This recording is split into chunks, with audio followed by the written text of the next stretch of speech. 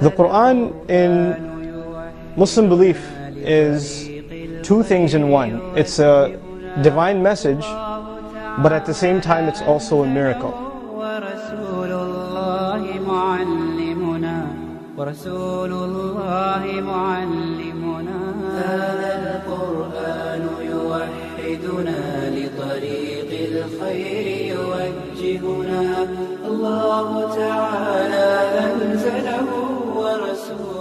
For any book to claim that it is a word of Almighty God, for any book to claim that it is a word of Allah subhanahu wa ta'ala, it should stand the test of time, whether it's the age of poetry and literature, or it's the age of science and technology. Some other religions, they conflicted with science. They used to kill and persecute the scientists because now they would show contradictions in their books. But it's amazing that Islam leads the way to science. And whereas the earlier books came with many scientific mistakes due to the hand of man having delved into them, the Qur'an had none of these contradictions.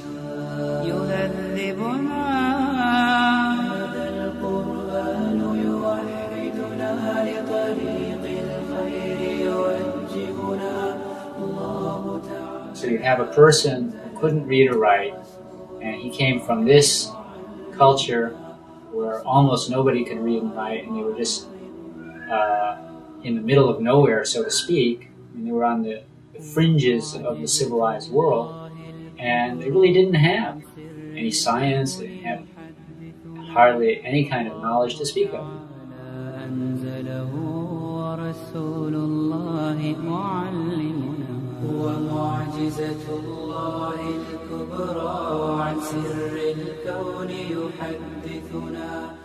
The Big Bang Theory, which the scientific world unanimously accepted in the 20th century, proves that the universe came into being with a giant explosion.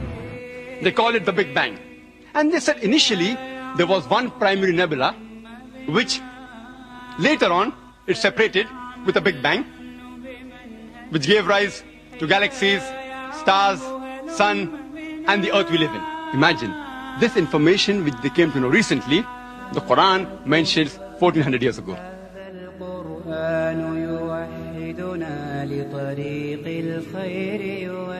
That the heavens and the earth were once a compact mass, and then we split them asunder. So the Big Bang Theory, which seems to be heavily supported by physical evidence, and the Qur'an also would support it.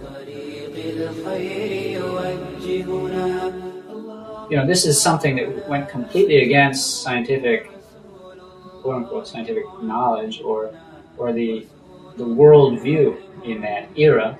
You know, the Greeks, they had this idea of the heavens are these perfect crystal solids.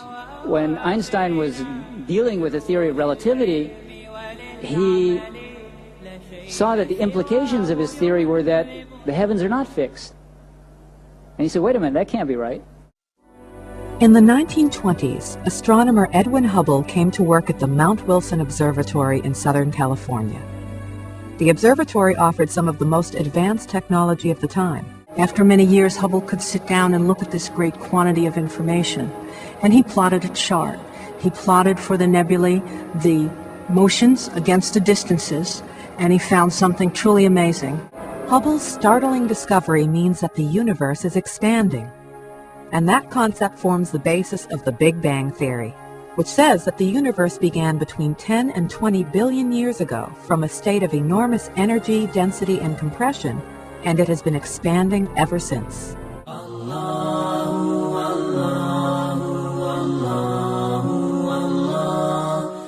The form of the word musi'un, it indicates an action that's going on in the present and will continue into the future.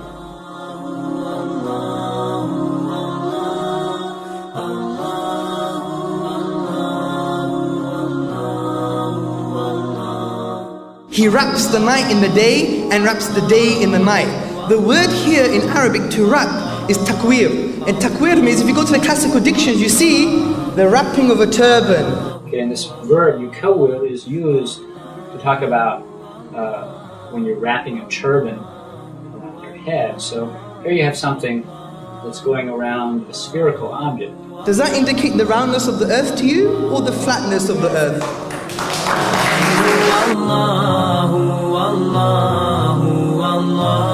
Scientists have long studied how various creatures communicate. Dolphins in the water, chimpanzees on land, birds in flight.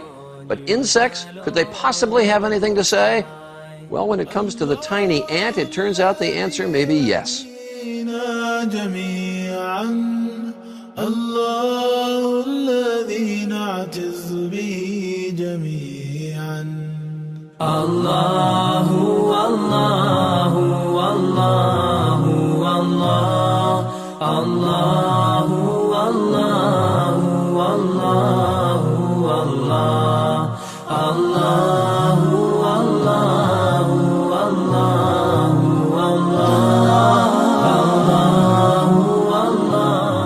This is a halo climb, a meeting of fresh and salt water. Fresh water from the jungle flows over the heavier salt water from the sea. The saltwater layer is extremely low in oxygen, making it a particularly difficult place for animals to live.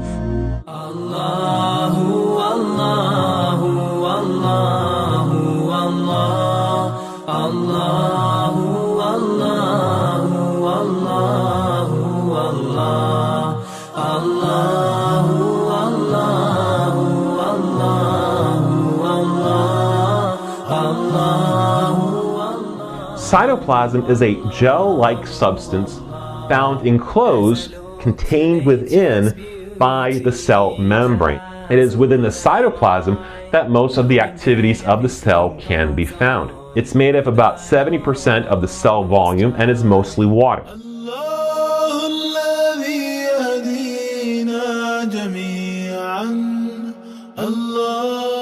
Through today, it is a question that is also documented in the Holy Qur'an. Simply put, it is, how does man develop? No such distinctive and complete record of human development existed before the Qur'an. It was many centuries afterwards that the human developmental stages were recorded in traditional scientific literature.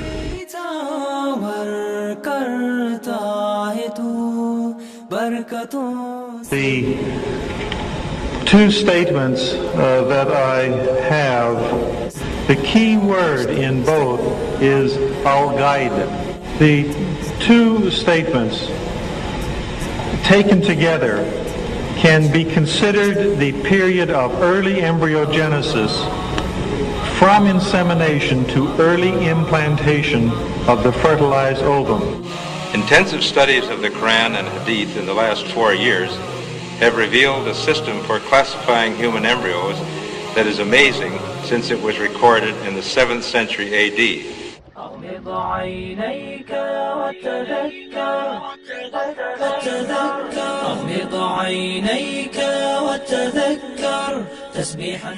As a medical doctor, particularly attracted when I read the Quran in the original text for the first time, these data concerning man were those which impressed me the most.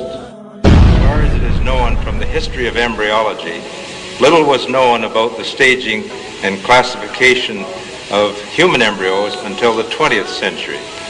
For this reason, the descriptions of the human embryo in the Quran cannot be based on scientific knowledge in the 7th century. The only reasonable conclusion is that these descriptions were revealed to Muhammad from God.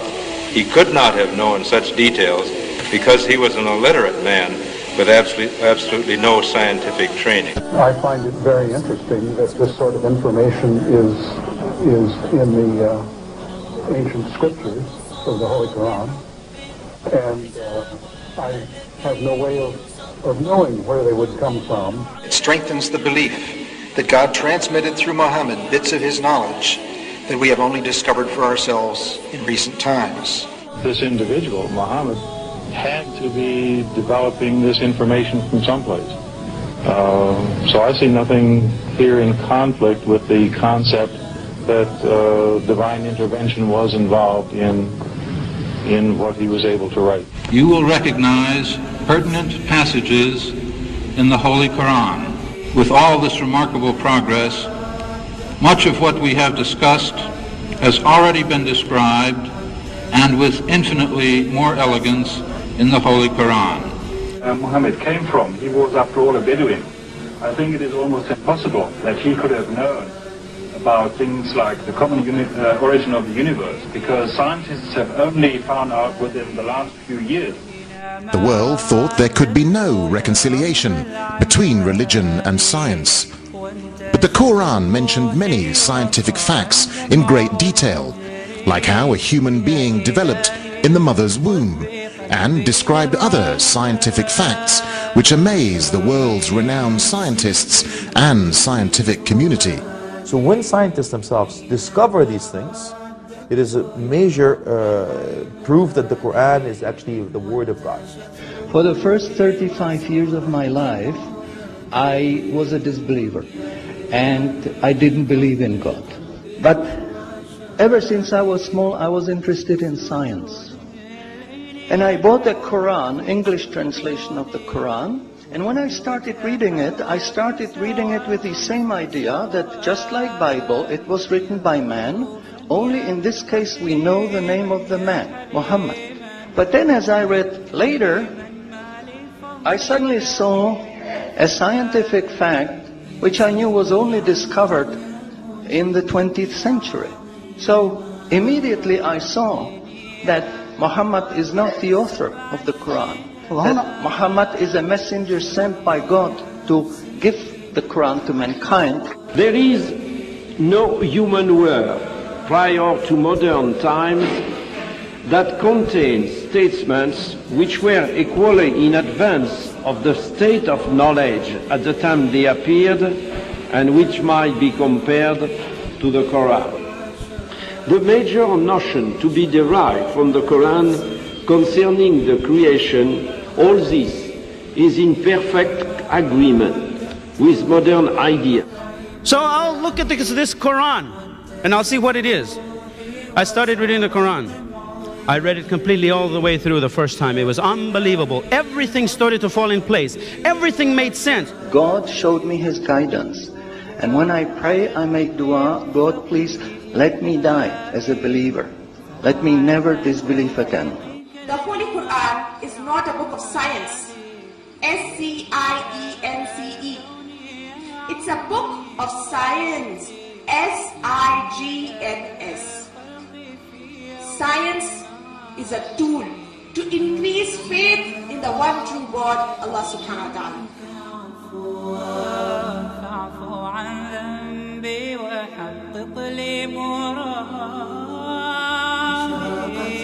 نفسي بنور من فؤادي حينما رددت يا رب العباد وانتشت روحي وصار الدمع يجري يا إلهي خذ بقلبي للرشاد أشرقت نفسي بنور من فؤادي حينما رددت يا رب العباد وانتشت روحي